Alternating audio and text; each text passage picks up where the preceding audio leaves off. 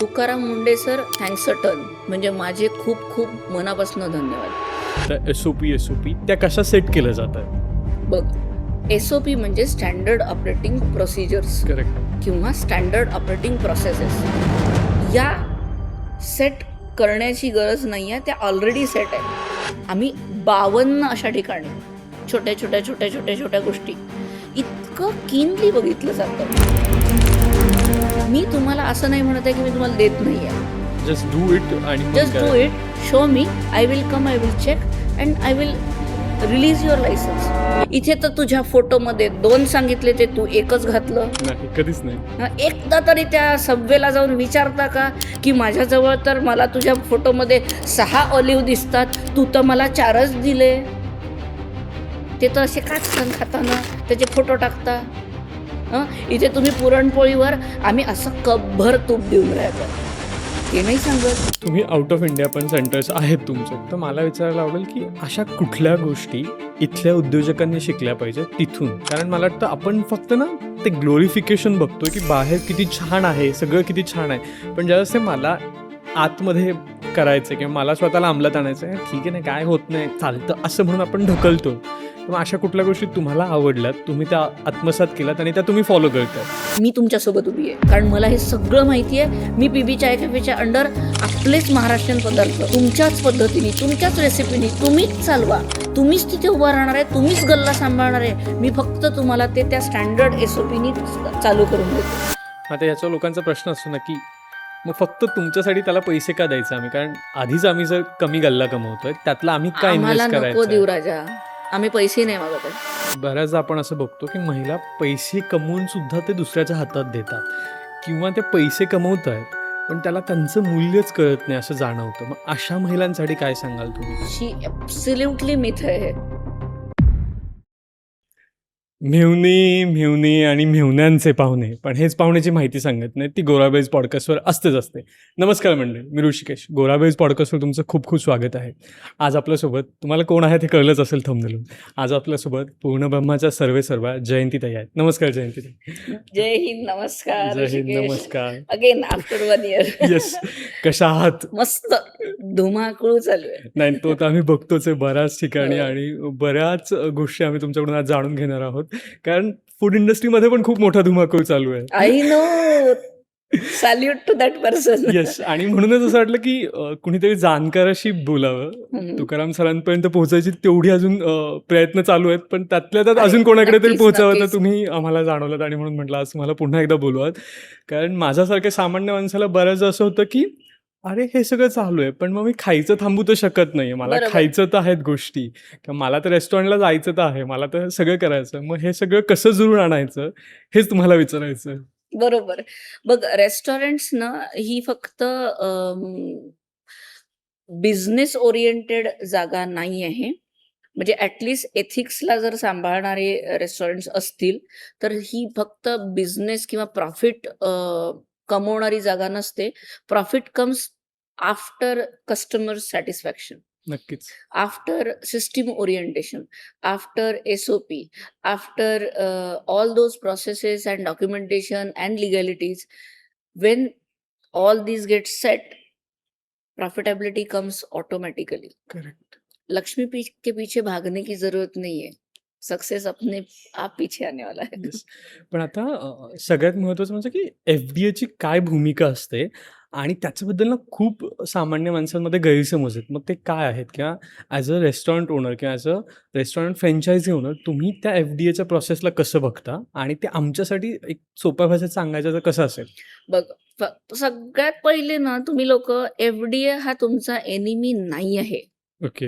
Restaurant owners पण किंवा जे गेस्ट रेस्टॉरंट्समध्ये जातात आहेत ते पण, या सगळ्यांना एकच सांगायचं आहे, तो तुमचा एनिमी नाही आहे. तो प्रोसेस ओरिएंटेड एक एम्प्लॉई आहे या पूर्ण मोठ्या सिस्टीमचा. ओके. जसे तुम्ही एक एम्प्लॉई आहात ना या सिस्टीमचे, तसा तो पण एक एम्प्लॉई आहे.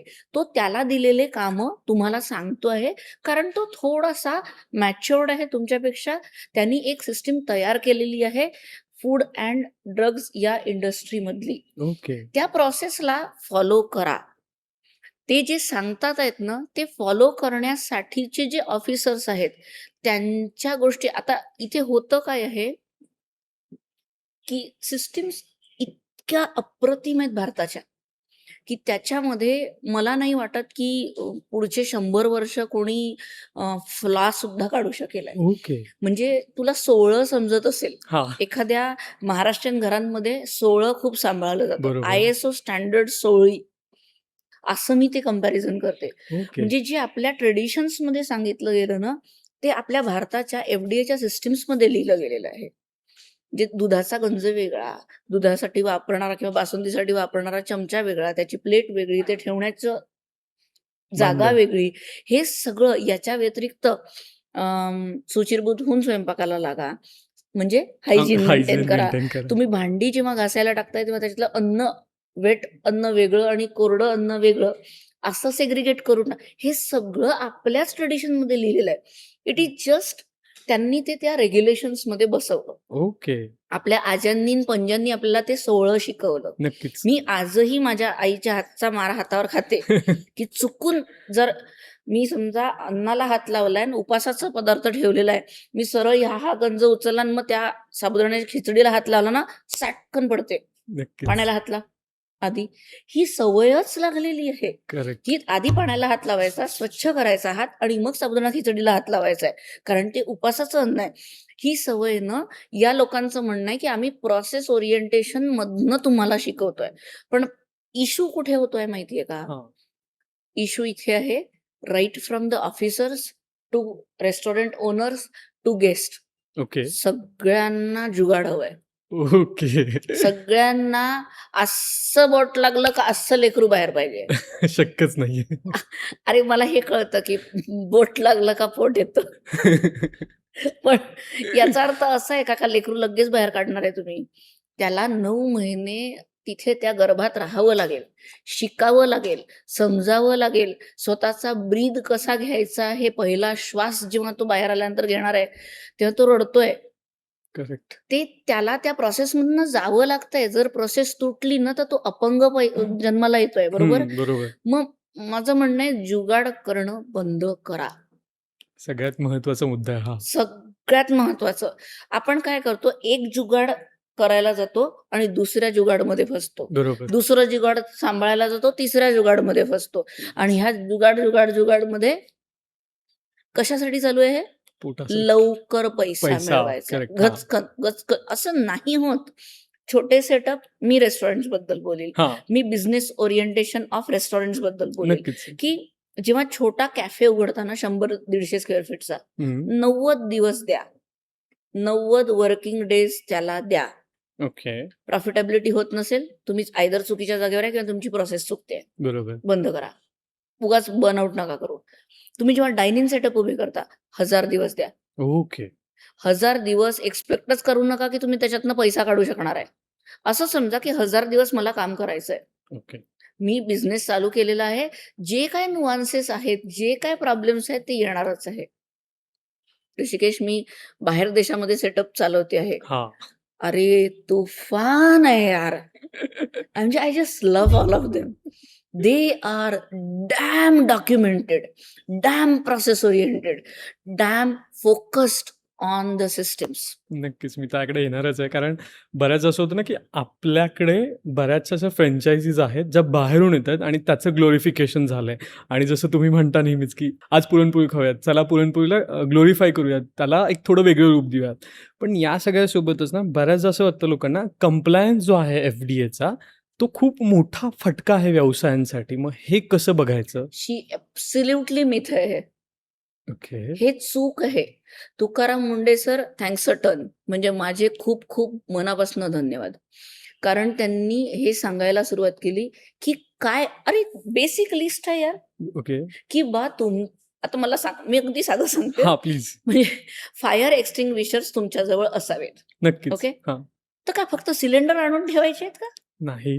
FDA काय म्हणतं, की फायर एक्स्टिंग्विशर म्हणजे फायर NOC एखाद्या बिल्डिंगचा, तर तुम्हाला NOC घ्यायचा आहे, मग तो फॉर्म बी जनरेट होणार, मग तुम्ही तिथे सबमिट करणार आणि त्या बिल्डिंगसाठी लागणारी, जर इथं आग लागली तर पळून जाण्यासाठी आणि त्यावेळेला DRS, डिझास्टर रिकव्हरी सिस्टीम, ही कोण सांभाळतंय? तुम्ही एक्झॅक्टली काय करणार आहे? तर मला सांग, ते सिलेंडर आहे. हम्म. ओके, त्याला ना 3 प्रकारचे नॉब्स आहेत. ओके. ते लाल सिलेंडर सगळ्यांना दिसतंय. ओके. येस. आग लागली आहे. आता हे सिलेंडरचं नॉब कसं उघडायचं हे माहितीच नसेल, तर काहीच उपयोग नाही. तर त्या सिलेंडरचा काय उपयोग आहे? अच्छा. बरोबर. येस. तुकाराम मुंडे काय सर काय म्हणतात आहेत, किंवा FDAच्या रेग्युलेशन्स काय म्हणतात आहेत, जिथं सिलेंडर ठेवलाय तिथे एक प्रिंटआउट लावा की हे ओपन कसं करायचं. बरोबर आहे. कितीही आग लागलेलं परिस्थिती असेल ना, एक माणूस सुजाण तिथं असतोच. पाहिजे की जो ते वाचेल, ते ओपन करेल, भसभस मारेल, मोकळा होईल. करेक्ट. Correct. येते लक्षात. माहितीच नाही आपण, अरे कसं करायचं, याच्यातच मरतील लोक. येते लक्षात. है ना. तसंच जे गॅस डिटेक्टर्स लावायला म्हणतात आहेत, हा दुसरा नियम जे ते लोक म्हणतात आहेत की गॅस डिटेक्टर लावा. किती गजगज गर्दी असते, शेफ लोक फुल प्रेशरमध्ये कामं करत बरोबर. असतात. जेवढं प्रेशर बाहेर आहे ना, तेवढीच 180 डिग्रीची हीट आतमध्ये पण आहे. नक्कीच. ही त्यांच्या सेफ्टीसाठी आहे ना. चुकून एखादा नॉब ऑन राहिला आणि तुम्ही तो गॅस ऑन नाही केलेला, गॅस डिटेक्टर्स ते चेक करतंय की तो गॅस लीक तर होत नाहीये. जर होत असेल ना, ऑटोमॅटिकली गॅस सप्लाय बंद होतो. ओके. ते मागतात आहेत हे लोक. अरे तुमच्या सेफ्टीसाठी ते लोक मागतात आहेत, त्यांच्या सेफ्टीसाठी नाही. नक्कीच. मग ते कंप्लायन्स खूप कॉम्प्लिकेटेड आहे. ते कंप्लायन्स खूप मोठा, बापरे दगड पडला धडकड, खूप पैसे, असं काहीही नाहीये. हे सांगणारे लोकच चूक आहेत मुळात. ओके. कारण त्यांना हे माहिती आहे की मला हे सगळं डॉक्युमेंटेशन करताना मला थोडा पैसा द्यावा लागणार आहे, प्रिंटआउट्स काढावे लागणार आहे. तर प्रिंटआउटला किती पैसे लागतात? ₹5. चल कलर प्रिंटआउट विथ लॅमिनेट 50. ठीक आहे. अरे करोडोंचा सेटअप वाचवायचा असेल तर प्रोसेस फॉलो करा. नक्कीच. ते तुमच्या सेफ्टीसाठी सांगतात आहेत, ते तुमच्या हेल्थसाठी सांगतात आहेत. त्या सगळ्या ओरिएंटेशनमध्ये उभे तर राहून बघा. जर तुम्हाला नसेल जमत ना, एकदा पूर्णब्रह्मचे सेटअप बघा. नक्कीच मला वाटतं. मला ॲब्सोल्युटली तुम्हाला सगळ्यांना सांगायचं आहे, पूर्णब्रह्मच्या सेटअपला जेव्हा हे FDAचे रूल सरांनी आत्ता जे ते मागतात आहेत, आम्हाला कोणालाही, आमच्या कुठल्याच सेंटरमधले कुठलीच मुलं जागची हल्ली सुद्धा नाहीत किंवा अरे बापरे आता काय आपल्याला साफ करायचं, काहीच नाही करावं लागलं. कारण सगळं असं डॉक्युमेंटेड आहे. येस. पेस्ट कंट्रोलचे दर महिन्याला 2 वेळा व्हिजिट्स होतात. त्यांच्याकडनं आम्ही इन्व्हॉइसेस घेतो. किती झालेलं आहे पेस्ट कंट्रोल याचं रेग्युलेशन आहे. त्याचे पेमेंट्स असतात, त्याच्या रिसिप्ट्स असतात. ते बरोबर तिथे खात्यांमध्ये, तुला वाटत असेल तर एक फेरी मार, सगळं प्रोसेस दिसेल आहे. मला एक्स्ट्रा एफर्ट टाकायची गरज पडली नाही. कारण पहिल्या दिवशी जेव्हा सेटअप उभा राहतो त्या दिवशीपासून कंप्लायन्समध्ये असतो आम्ही लोक, ओके. सगळ्या कंप्लायन्समध्ये. कारण घेऊनच बसलो होतो FDAला की बघा ना, आपल्या भारताची आपली सिस्टीम आपण सांभाळली नाही तर काय ते बाहेरचा फुफा येऊन सांभाळणार आहे का? तो तसाही बोंब मारून राहिलाय. नक्कीच. तर तो काहीतरी येऊन आपल्याला सांगण्यापेक्षा आपणच आपलं सांभाळू की व्यवस्थित. करेक्ट. येतं लक्षात. करेक्ट आहे. मला एकच पटतंय, प्रोसेसला घाबरू नका, सिस्टीम्सला डावलू नका, SOPला सोडू नका. ओके. आता याच्यासोबत ना फूड सेफ्टी जो विषय आहे, म्हणजे माझ्यासारख्या सामान्य माणसाला बऱ्याचदा असा प्रश्न पडतो, यार या रेस्टॉरंटमध्ये जाऊन खाऊ का, तिथे जाऊन खाऊ का? आणि आत्ता जे भेसळीचे प्रकार बाहेर येत आहेत त्याच्यानंतर तर खूप असं कळतं, अरे नावाजलेली लोक सुद्धा भेसळ करतात. मग नैतिक जबाबदारी माणूस म्हणून मी विसरतोय का? मी याचं उत्तर ना माणूस या कॅटेगरीमधनं दिलंय. नक्कीच. माणसांनी माणसाशी माणसासारखं वागावं. इथं माणूस माणसाशी माणसासारखं न वागता जनावरासारखं वागतो आहे. मी नैतिक जबाबदारींवर नेहमीच बोलत आली आहे, बोलत राहील आणि इम्प्लिमेंट करत आली आहे. आम्ही पाणी विकत नाही. हा माझा पूर्णब्रह्मचा पहिला वाक्य होतं. पहिल्या दिवशीपासून मी पाणी नाही विकणार. आम्हाला जेव्हा लोक बिस्लरी मागतात तेव्हा आम्ही टेबल्सवर पाणी ठेवतो. ओके. अदरवाईज या तांब्या पेल्यामध्ये पाणी मिळतं. नक्कीच. हे RO फिल्टर्ड वॉटर आहेत. आता या लोकांनी जेव्हा आरो फिल्टर्ड वॉटर वेंडर्सचे लायसन्सिंग चेक करायला सांगितलेत, तेव्हा आम्ही इमिजिएटली या सगळ्यांना लायसन्सिंग मागितलेत. ज्यांच्याजवळ लायसन्स पॉझिटिव्ह आले नाहीत त्यांना चेंज करून, ज्यांचे पॉझिटिव्ह लायसन्सेस आहेत त्यांना घेतलेलं आहे. ओके. इमिजिएट चेंज झालेत. कुठेही आम्ही कॉम्प्रोमाइज करत नाहीये क्वालिटीवर. सी मोठे मोठे ब्रँड जेव्हा एस्टॅब्लिश होतात ना, हम्म. फाउंडर डिरेक्टर्स, मी तुम्हाला सगळ्यांना सांगते, फाउंडर जेव्हा आपला ब्रँड उभा करत असतो, तो त्याच्यात घापा किंवा नैतिक जबाबदारी सोडून किंवा काहीतरी अनप्रिन्सिपल्ड वागण्याच्या भानगडीत नसतो. त्याचं पहिलं हे असतं की यार हे माझं माझं ब्रेन आहे. चाइल्ड आहे, करेक्ट. मला याला करप्ट नाही करायचं आहे. पण होतं काय, ओव्हर द पिरियड त्याच्या हाताखालची जी सिस्टीम आहे, त्याच्या हाताखालची जे लोक आहेत, त्यांना फास्ट अर्निंग हवंय नक्कीच. आणि मग ते पूर्ण सिस्टीम तोडायला सुरुवात करतात. एक छोटीशी स्टोरी सांगते प्लीज. इथे, तुला आवडली तर बघ. ही स्टोरी इतकी लागू पडते या Okay. सगळ्या ह्याच्यावर. आता ही अकबर बिरबलाची स्टोरी आहे, पुन्हा म्हणू नका की तुम्ही ते अकबर बिरबल आणू नका, पण ही स्टोरी आहे पंचतंत्रांमधली, मी वाचलेली स्टोरी. मला ही नेहमी बिझनेस ओरिएंटेशन शिकवते. अकबर आपल्या बिरबलला म्हणतो, आपल्या सभेमध्ये बसलेला असतो, अरे काय माझी प्रजा यार, किती मस्त आहे, काय मस्त चालू आहे यार या सगळ्यांचं, म्हणजे ओके. ते किती मला मानतात. हा. तर बिरबल म्हणतो की नो, ओनरशिप नेवर गिव्ह ताज, responsibility comes under with the ownership. नक्कीच. तर तुम्हाला तुमची रिस्पॉन्सिबिलिटी आहे की तुम्हाला जाऊन चेक करावं लागेल की सगळे तसेच व्यवस्थित आहेत की नाही. तो म्हणतो म्हणजे काय, तो म्हणतो की तुम्ही जेवढा अंधविश्वास ठेवताय तुमच्या लोकांवर, तसा अंधविश्वास ठेवायचा नाही, चेक करायचं. एखादा तरी नग निघतोच. नक्कीच. नाही नाही, माझी प्रजा म्हणजे अरे माझ्यासाठी लढायला तयार आहेत, अरे माझी प्रजा. महाराजा तसं नाही, नाही आपण, मी तुम्हाला प्रूव्ह करतो. मग कसं, एक काम करू, आपण राज्यात दवंडी पिटवू, राज्याच्या मध्ये एक टाकं बनवू. ओके. बरं बनव. तर बनवा रे, टाकं बनवा. कशासाठी, तर म्हणे आपण बासुंदी वाटू सगळ्यांना. बरं मग एवढं दूध कुठून आणणार, एका गवळ्याकडनं तर आणायचं नाही. मग एक काम कर, अख्ख्या जेवढी प्रजा आहे त्या सगळ्यांना सांग की त्याच्यात दूध टाका, एक एक ग्लास सगळ्यांनी दूध टाका, मस्त बासुंदी बनवून सगळ्यांना वाटू, बरोबर. आणि आपणही त्याच्यात तेवढंच दूध ओतू आपल्याकडनं. बरं बाबा करूया. मग मोठं टाकं बनतं, त्याच्यामध्ये ते दूध टाकण्याची दवंडी पिटते, किंवा सगळ्यांनी उद्यापर्यंत याच्यामध्ये दूध आणून टाका. ओके, सगळेजण खूप खुश होतात, अरे वा बासुंदी बासुंदी बासुंदी. आणि आता अकबरांनी दवंडी पिटवली. महाराजांच्या बाबा महालात जाऊन आपण सगळेजण जेवणार, आता त्याची फीस्ट होणार, आणि सगळेजण रात्रीला एक एक ग्लास, अंधारात एक एक ग्लास त्याच्यामध्ये टाकतात. शिपाई लपून बसलेले असतात बघायला. सगळ्यांना वाटतं अरे प्रत्येक जण आला यार, सगळेजण येऊन गेलेत, हे काय बिरबल काहीतरी बडबड करायलाय. राजा म्हणतो, शिपायाला विचारतो किती लोक, अरे सगळी प्रजा येऊन गेली, एक एक जण येऊन तिथं ग्लास टाकून गेलेला आहे एक एक. बरं चला म्हणतो. बिरबलाला माहिती असतं काय झालेलं आहे. राजाला त्याला दाखवायचं असतं. महाराजा म्हणतो, हे बिरबला बघ सगळेजण येऊन गेले, चल आपण बघू, पूर्ण दूध तयार आहे, आता आपण बासुंदी बनवू. तिथे जातात, तिथे दूध नसतंच, तिथे चक्क पाणी असतं. ओके. पूर्ण टाकं फक्त पाण्याने भरलेलं असतं. राजा एकदम अचंबित होतो, अरे दवंडी चुकीची पिटवली का काय, दूध मागितलं होतं, पाणी थोडी मागितलं होतं. तो म्हणतो की नाही, दूधच मागितलं होतं, पण पाणीच येणार होतं. मग ते प्रजेला बोलवतात, 2 थोबाडात मारतात, सांग काय केलं. नॉट फिजिकली लक्षात. On a. तर तो म्हणतो, महाराज मला असं वाटलं एवढ्या मोठ्या टाक्यामध्ये माझा एक ग्लास पाण्याचा तसाच लपून जाईल, बाकी सगळे दूध टाकतीलच की. ओके.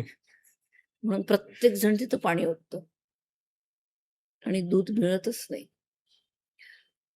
हा प्रॉब्लेम आहे सिस्टीमला न फॉलो करण्याचा. हा प्रॉब्लेम आहे मेहनत न करता खाण्याचा. प्रोसेस ओरिएंटेशन खूप आवश्यक आहे.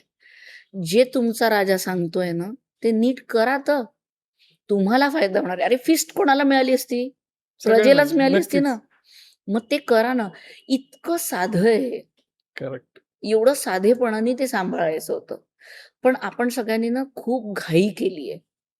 खूप ओके. अति लवकर पैसा कमवायचा आहे. प्रत्येकाला घाई झालेली आहे, तेवढं तर की आहेच. सगळ्यांना असं वाटतं उद्या मेलं तर काय? मला आज नाही तेवढं तर आहेच. आत्ता मला राजमाल नाही होणार.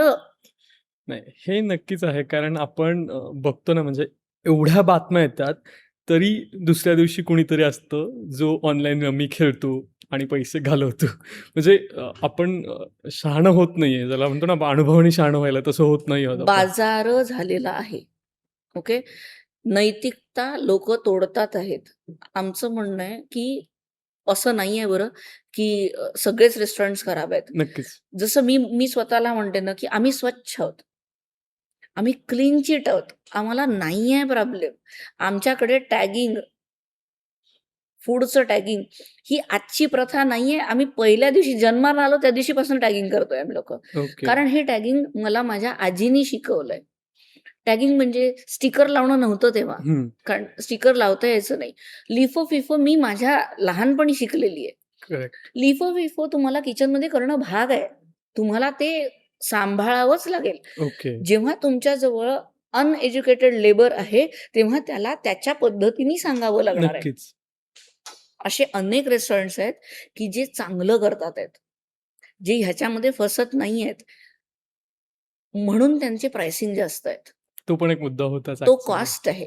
Correct. So I know people are आता मी ॲज अ रेस्टॉरंट ओनर मी तुला सांगते. हं. दर वर्षाला माझ्या जागेचं रेंटल 7% नी वाढतं. ओके. मी दर वर्षाला मेनूचं प्राइसिंग 7% नी वाढवू का रे? नाही, शक्यच नाही. म्हणजे माझा वडापाव 7 वर्षामध्ये जो मी ₹12 ला चालू केलाय,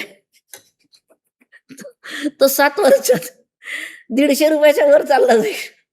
लोकं जोड्याने मारतील मला. शक्यच आहे. है ना? हो, तर तसं नाही करायचंय. ओके. इथे पण तफावत आहे. बरोबर. I have requested on one of my video to Modi sir, की रिअल इस्टेटवर पण कंट्रोल आणा.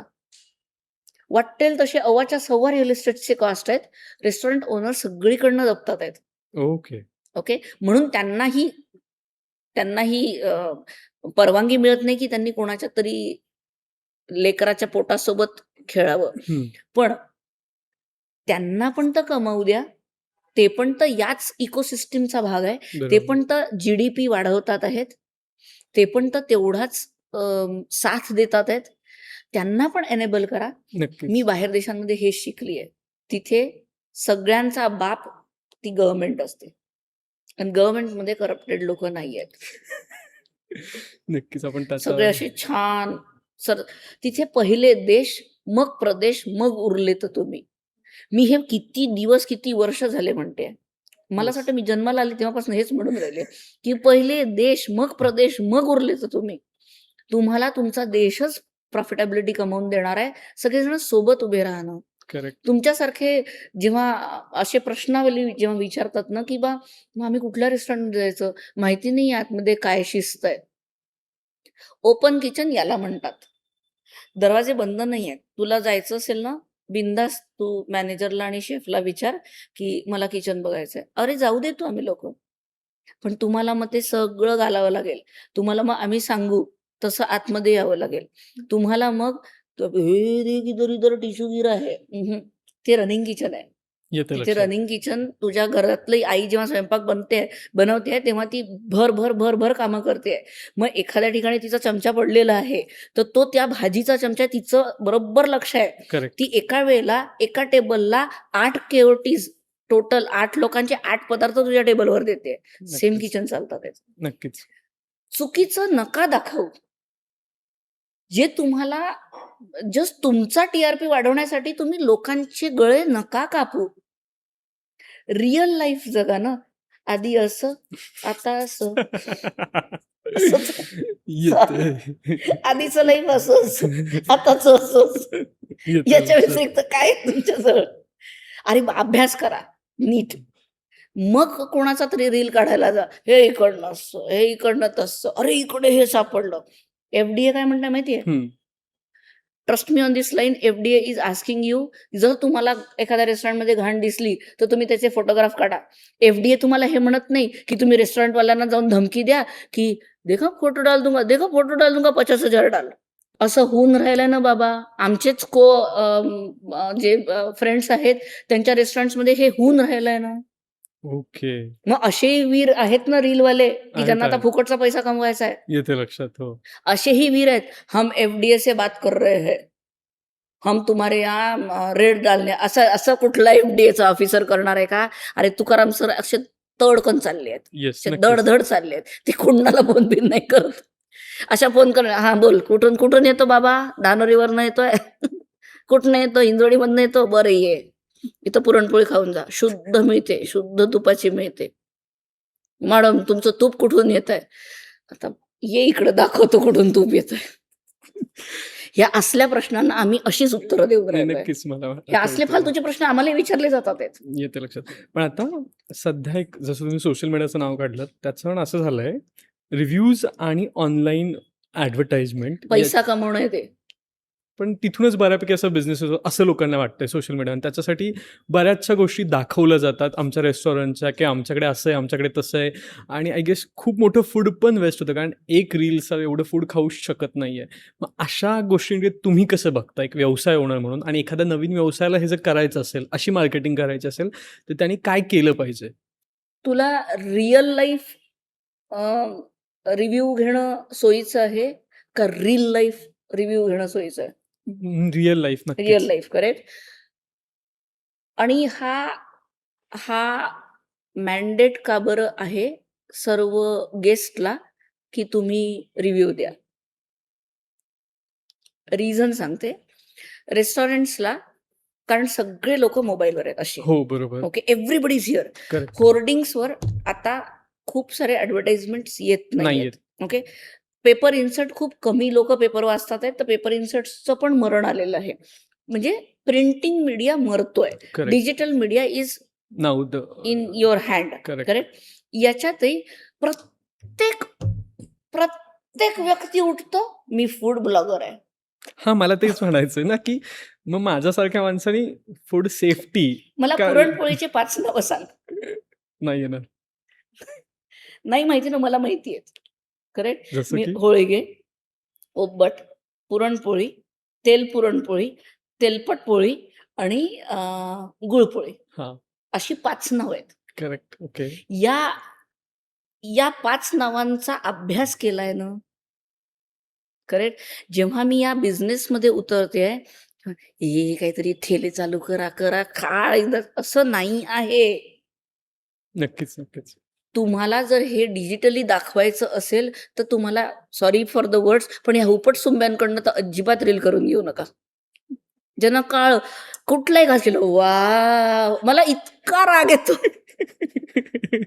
हो, पण असं चालू आहे नक्कीच. असंच करतात आहेत ना. हो, नक्कीच. प्रत्येक जण हेच करते. अरे मर्म सांगा ना. आम्ही पण डिजिटल मीडिया किंवा या सगळ्या इन्फ्लुएन्सरला आम्ही पण भेटतोय. आम्ही पण त्यांच्यासोबत डील करतोय. मी फक्त त्यांना 4 क्वेश्चन विचारते. फूडमधलं किती नॉलेज आहे? हं. काही इन्फॉर्मेशन आहे का? जर तुम्हाला ती इन्फॉर्मेशन नसेल, तर प्लीज आम्हाला तुमच्यासोबत, तुमचे किती फॉलोवर आहे? आमचे बापरे 4 लाख लोक आम्हाला फॉलो करतात. काही घेणं-देणं नाही मला. करेक्ट. मला तुझ्या नॉलेजशी घेणं-देणं आहे.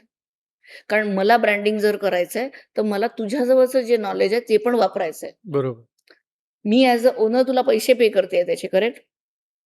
रिव्ह्यूचे जेव्हा पैसे दिले जायला लागलेत ना, तो जेव्हा इन्कम व्हायला लागला, तेव्हा रिव्ह्यू विकल्या जायला लागलेत. नक्कीच. हो, तेच होतं ना. रिव्ह्यू विकू नका. गरजच नाहीये. ओके. आणि तुम्ही धमक्याच देऊ नका रेस्टॉरंट ओनरला. आमच्यासारखे तर निगरगट्ट लोक आहेत. धमक्या तुमच्या खिशात ठेवा. मला गरम पोळी मिळाली नाही, हे गुगलवर लिहून फायदा आहे का? तुझ्या घरी आणून थोडी देणार आहे. अरे गरम पोळी मिळाली नाही, इथं माग, तव्यावर बसवून खाऊ घालून. अपेक्षा काय आहे? मॅकडॉनल्ड्सला म्हणता का जाऊन, अंदर का पॅटी में ना लोटस, काय ते काय काय घालतात रे त्याच्यात? काय घालतात? लेट्यूस. म्हणता येत नाही मला, तर जाऊ दे, आपलं नाहीच ते, आपण कधी घालणार नाही ते, कारण ते चांगलंच नाही. ते आतमध्ये आतड्यांना जाऊन त्रास देतं.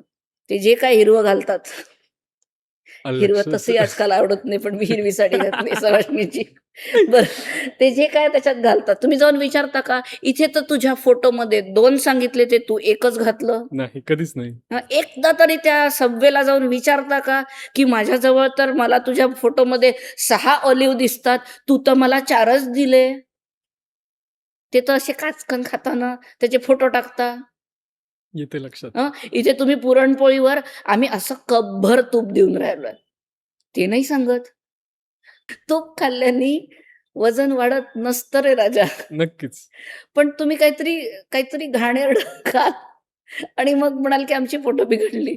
तर त्याला आम्ही जबाबदार नाही आहे. त्यांना रिव्ह्यूजची का नाही गरज पडत? इंटरनॅशनल ब्रँड्सला रिव्ह्यूजची गरज का नाही पडत आहे? मला वाटतं ते लोकं म्हणजे तू कधीतरी बघितलं का? ओह! Starbucks is doing a review. नाही म्हणजे हे नक्कीच आहे, की म्हणजे नाही कुठला फूड पडत. ब्लॉगर जाऊन Starbucksचं रिव्ह्यूइंग करतोय? नाही. किंवा कुठला Starbucks ओनर एखाद्या रिव्ह्यूअरला बोलवून रिव्ह्यू घेतोय? तुम्हाला भेटला तरी पण कमेंटमध्ये प्लीज मेन्शन करा असं कोणी असेल ब्लॉगर जो करतच नाही. गरजच नसते त्यांना. करेक्ट ते आहेच. कारण त्यांचं म्हणणं आहे, आमचं प्रॉडक्ट असंच आहे. या प्रॉडक्टमध्ये एवढंच. हे घ्यायचं असेल तर घे, नाहीतर असताना. करेक्ट. करेक्ट? येते लक्षात. तुम्ही जरा आशाबाईंची गाणी लावता का? हो, लावतो सर. सर हे लावू ते कुठलं ते अरुण दाते. हां. अरुण दातेंची फरमाईश झाली होती. एक ओके. आबांनी केली होती. आम्ही केली फुलफिल. Starbucksमध्ये करून बघा. शक्यच नाहीये. कॅन यू चेंज फ्रॉम लरॉन डिऑस टू डिऑस लेलॉन? म्हणून बघ बरं थोबाड असं नाही होत. मग ह्या अपेक्षा तुम्ही लोकल ज्या ग्लोबल ब्रँड्स आहेत त्यांच्याकडनं का करताय? आम्ही स्वच्छ कारभार करतोय. विश्वास ठेवा. जे लोक अस्वच्छ कारभार करतात आहे ना, ते तुम्हाला एंटर केल्याबरोबर दिसणार आहे. नक्कीच, तेवढं तर नक्कीच. गट फिलिंग तुम्हाला, तेवढं त्या सेन्सेस तुमचे जागृत आहेत. जे खराब आहे ना ते तुमच्या डोळ्यांना दिसतंय. तुमचे डोळे कधीही खोटं बोलणार नाही. First intuition is your last intuition. येते आतमध्ये लक्षात. गेल्याबरोबर, तुम्ही इथे आल्याबरोबर तुम्हाला वाटलं का तुमच्या पोटाशी खेळ होणार आहे इथे? नाही. खराडीमधलं पूर्णब्रह्मचं हे सेटअप तुम्हाला असं वाटलं का की हे खराब आहे? इथे स्वच्छतेचा नियम तोडला जातोय? नाही. तुम्ही ब्रेकफास्ट केला ना सगळ्यांनी? आवडला ना तो? का बरं? कारण तो आम्ही तुमच्यासाठी केला म्हणून? अरे नाही, तुम्ही सगळे सारखे आहोत आपण. बरोबर. म्हणजे बाहेर मोदी सर जरी आले ना, तरी त्याच पद्धतीने स्वयंपाक बनेल. जर तू आला तरी तोच. सेम आहे. गेस्ट आहे. करेक्ट. आता असं स्पेशल वगैरे काही नसतं. हेच कसं जमतंय? का तर तुमचे सेंटर्स इंडियामध्ये आहेत, आउट ऑफ इंडिया पण आहेत किंवा जिथे मराठी लोकं बोलत नाहीत तिथे सुद्धा आहेत. म्हणजे बंगलोरसारख्या ठिकाणी पण आहेत. तिथे हे कसं शिकवलं जातंय आणि तिथे जे तुम्ही मगासपासून बोलताय एस-ओ-पी त्या कशा सेट केल्या जातायत? बघ, SOP म्हणजे स्टँडर्ड ऑपरेटिंग प्रोसिजर्स करेक्ट. किंवा स्टँडर्ड ऑपरेटिंग प्रोसेसेस. या सेट करण्याची गरज नाहीये. त्या ऑलरेडी सेट आहेत. त्या तुम्हाला तुमच्या डॉक्युमेंट्समध्ये घ्याव्या लागतात. तुम्हाला ती चेकलिस्ट जी आहे ना, ती टिक करावी लागते. ओके.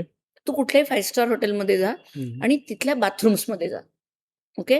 तिथे तुला दरवाजावर मागच्या साईडला एक फळी दिसेल. हां. त्या फळीमध्ये कागद असतो. त्या असतो. कागदावर असं टिकमार्क झालेलं दिसतं. करेक्ट. दिसतं? सगळ्या ठिकाणी असतंय. हो, हो. तू पूर्णब्रह्मच्या कुठल्याही रेस्टॉरंट, कुठल्याही सेंटरला जा, तुला हेच दिसेल आहे. याला म्हणतात SOP फॉलो करणे. ओके. की एकदा सकाळला चेक केलं, एकदा दुपारला चेक केलं, एकदा संध्याकाळी चेक केलं. आम्ही फक्त इथे ते बाथरूम्समध्ये लावत नाहीये, कारण आम्ही जेव्हा बाथरूममध्ये लावलं, तेव्हा आमच्याच एका गेस्टनी वाह्यातपणा म्हणून त्याच्यातलं ते काढलं, स्वतःच्या खिशातला पेन काढला आणि त्याला खोडलंय असं. आई ग! आणि जेव्हा मॅनेजरनी रात्रीला चेक केलं, "ये काटा किसने?" ते पोरगं, "नहीं मैडम, मैंने चेक किया मैडम, मैंने चेक किया, मैं क्यों गलत करूँ?" तो पोरगा आमच्या इथे काम करतोय ना, म्हणून आम्ही तिथे लावणं बंद करून टाकलं. आमच्या फाईलमध्ये असतात.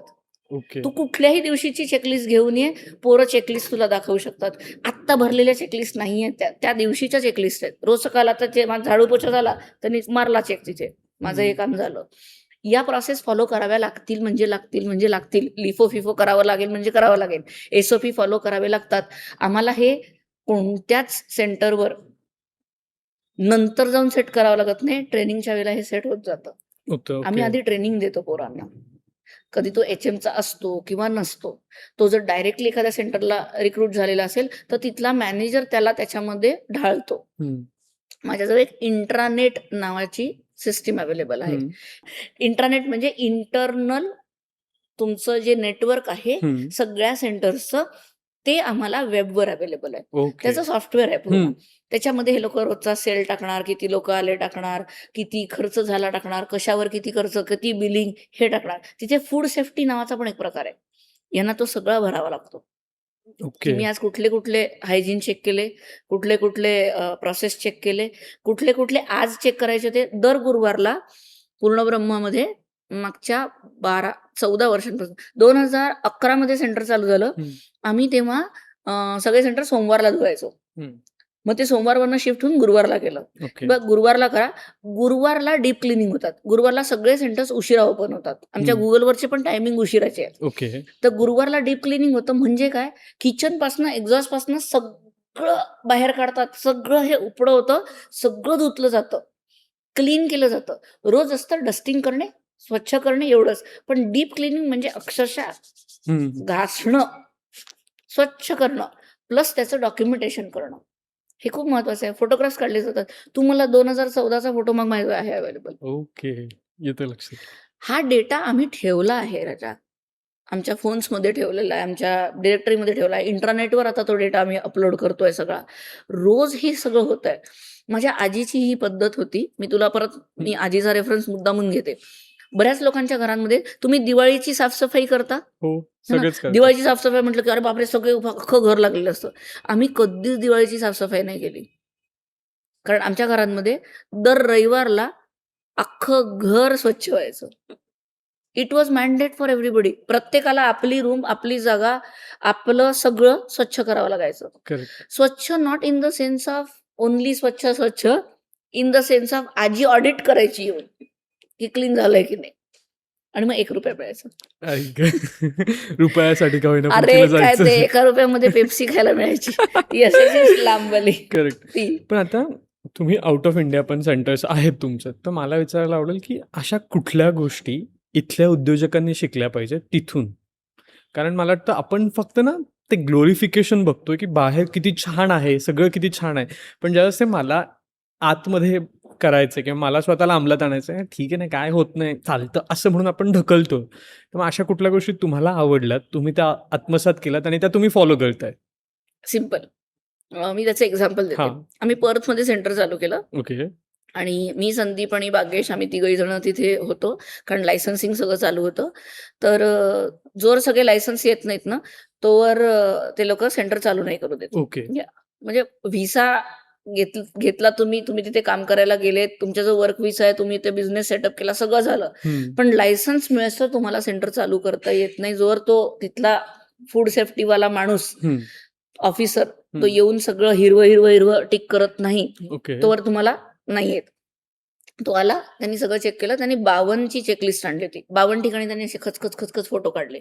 तो म्हणाला की इथे मला हा प्रॉब्लेम आहे, इथे मला हा प्रॉब्लेम आहे. मी तुला प्रॉब्लेम सांगते, मग तुझं हसायला येईल. ओके. एक भिंत होती, हां. ती आमच्या एक्झिट डोअरच्या समोरची भिंत होती. हम्म. ओके, तिथे आमचं हीटर लागलेलं होतं पूर्ण याचं, हम्म. आणि ते बाहेरच्या साईडला आहे. म्हणजे असं बाहेर गेल्यानंतर तिथनं एक्झिट पार्किंगला आम्ही जाणार. तिथे ना एक छोटासा असा ती ड्रायवॉल असते ना, ती ड्रायवॉल होती. तिथे एक छोटासा खड्डा होता असा ओके. चौकोनी. आम्ही तिथे विचार करत होतो की आपण तिथे लाईट लावून घेऊ किंवा आपण तिथे बघू काय करायचं आहे. तर तो तसाच ठेवला होता. हम्म. तिने त्याचा फोटो काढला. म्हटलं, ma'am, we are going to put one light over there. You haven't put it. Oh, getting it. Either you put the light or close this. Getting this is a entry point for all insects, everything. Yes ma'am, I am going to do that. तर म्हणे, no, this is red for me. Okay. आम्हाला तिने ते बंद करायला लावलं. म्हणजे काही संबंध नाही त्याचा कुठंच, ओके. असं आपल्याला वाटतं. त्यांचं म्हणणं आहे, तुमच्या या एका हलगर्जीपणामुळे जर इथं काही आतमध्ये आलं चुकून, कारण मातीतनं काय येत आहे तुमचा कंट्रोल नाही आहे त्याच्यावर. बरोबर. तिथे कोणी चढलं, काही झालं तर तुम्ही कसं ते कंट्रोल करणार आहे? माझा माणूस इथं आजारी पडेल, माझ्या देशातल्या लोकांना मला तुझ्यामुळे रिस्कमध्ये टाकायचं नाही. End of the story. मग आम्ही किचन साईडला आलो. किचन असं छान आमचं सगळं सेट झालेलं, नवीन सगळे इक्विपमेंट सगळं होतं. तर ना जे फ्रीझर सेक्शन आहे, जिथे टेबल असतो आणि खाली फ्रीझर्स असतात, तर ते होतं. तर इकडच्या साईडचं जे जाळी आहे ते त्यांचं व्हाईट कलरचं असतं. आमच्या वेंडरनी त्याला स्टील कलरचं लावलं होतं. त्याचे स्क्रू लावलेले नव्हते, ते तसंच ओपन होतं. It was meant to happen, but the officer came, ते ओपन होतं. तिथनं गरम हवा येत होती. आता हा फ्रीझर आहे, पण इथनं त्या एक्झॉस्ट मशीनची आहे गरम हवा ओके. येते आणि मी तिथेच उभी होती. तर मला म्हणे, कॅन यू जस्ट मूव्ह? मी त्याचा फोटो काढला. म्हटलं, ही बघ, ही जाळी आम्ही लावतोय. You haven't put it correct. And we said 1 sec. आम्ही 52 अशा ठिकाणी छोट्या छोट्या छोट्या छोट्या छोट्या गोष्टी इतकं कीनली बघितलं जातं. ती म्हणे, मी तुम्हाला असं नाही म्हणत आहे की मी तुम्हाला देत नाहीये. जस्ट डू इट आणि मग जस्ट डू करा. It, show me, I will come, I will check and I will release your licence. Getting point. आम्हाला एका क्षणात हे कळलं माहितीये की जर मी हे करणार नाही, मला लायसन्स मिळणार नाही. मला हे आज करावं लागेल. मला इथे जुगाड करून चालणार नाहीये. करेक्ट. करेक्ट. जुगाडची तशी सवय नाहीये, इथे टेबलाखालून चालणार नाहीये. सवयच नाहीये. आपण एक जनरल हा, त्याच्यामुळे आम्ही गेलो, गप गुमान ते सगळे 52 पॉइंट्स शोधलेत, ते सॉल्व्ह केले, त्याचे फोटो काढले, तिला पाठवले. म्हटलं आता आमचं झालं. नाही म्हणे, I will come tomorrow, I will check by my own, I will do the checklist and then I will release the. आमच्या समोर त्यांनी चेक केलं आणि आमच्या समोर त्यांनी आम्हाला आमचं सर्टिफिकेट दिलं ओके. की this is complianced, you can start your show.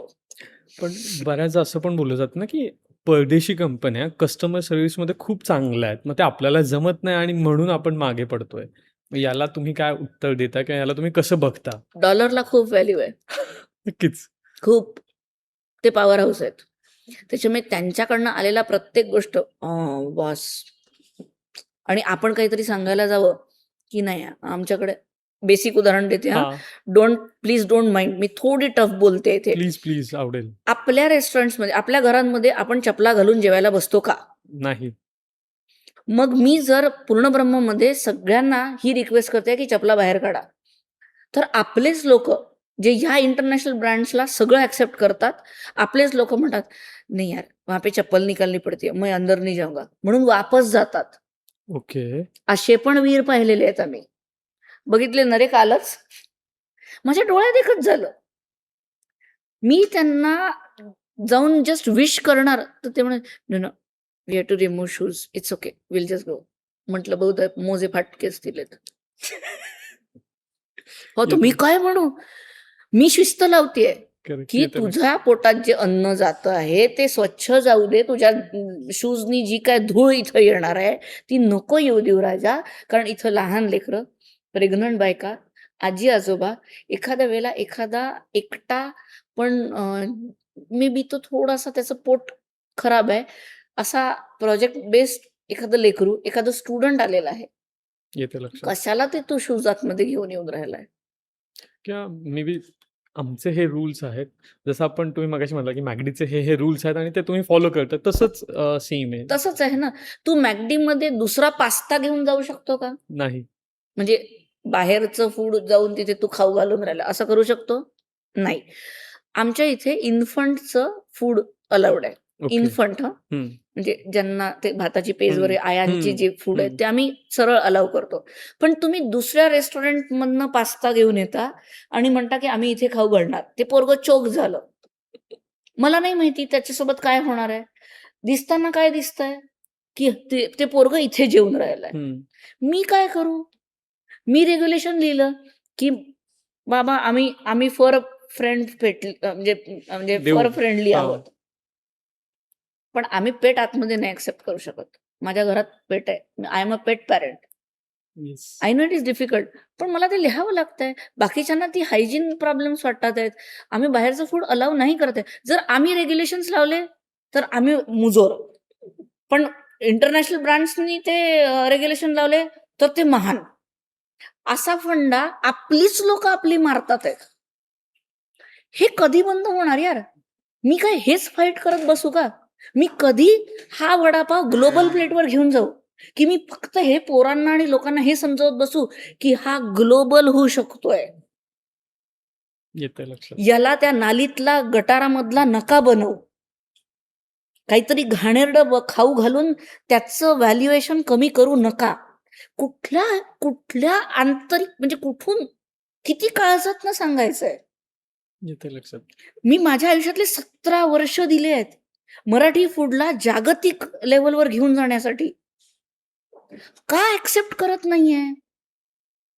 प्रत्येक जणाला घाईत पैसा कमवायचा आहे.